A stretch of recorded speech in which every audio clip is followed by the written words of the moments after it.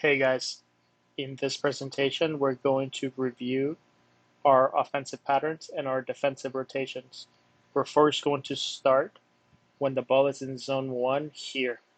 Um, there are two starting points, one from the goalkeeper and the other once we're higher up on the field, which will go part by part. So in the first part is our goalkeeper has the ball and we have starting points. From here, there's going to be pressure involved. So in the first part, I'm going to add our 9, our winger, and the other team's 7 and 8. Okay, so it depends how they're pressed, but the solutions will almost always be different because the pressure will always change. So if the ball's played on the right side, normally this defender will track the outside back.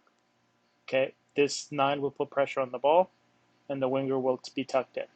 Okay, against our midfielders, we might have to play against 2 or against 1. So let's start with 1. If the ball is here, the first thing that the 6 wants to do, can he get it 2 feet? If he's marked, we talked about a cut to create space for somebody else. So he'll get higher and he'll probably pull the defender. By then, this midfielder goes all the way in. Now we can have some sort of triangle here. The 8 gets higher. We have like a diamond here and be able to create solutions for the ball carrier. Okay? Remember, at any time, you can play to the 9s if they're on. Okay? So this movement here can create a problem because if he follows all the way in, this space is now open, the winger takes it. At the same time, the 9 can create a passing lane anywhere here, and the 3 can start getting higher. Okay? So we talked about the cut of the 5 and the 6, the winger coming in from the outside to create a passing option, and the 9 also coming down to create a passing option. Okay? The 6 doesn't always have to get too high. Enough to move the defender to create space for him. Now we talked about this defender or the winger marking him. If that happens, that means this player is wide open. We can play the ball here. Now, let's talk about once we're higher up on the field. This is our 4-4-2 against 1-9.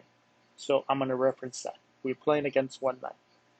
Now, at any time, if we can get the ball to the midfielders, great. If we can get ball to the 9s in behind, that's great. So the first thing I'm going to do is to show you the starting points. The outside backs, at first, need to provide it width. Maybe our center backs can back up a little bit to create enough space all around. Okay. Once we have comfort, which means the player on the ball has time and space, now then we can start making movements. We'll start first with when should the center mids cut.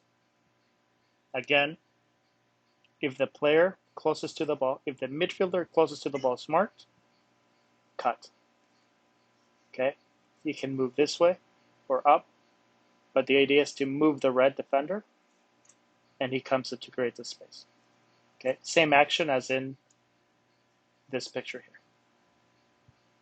Now, let's look at the next line. Okay, we're going to add the back line. So this is the right back, center back, and left back.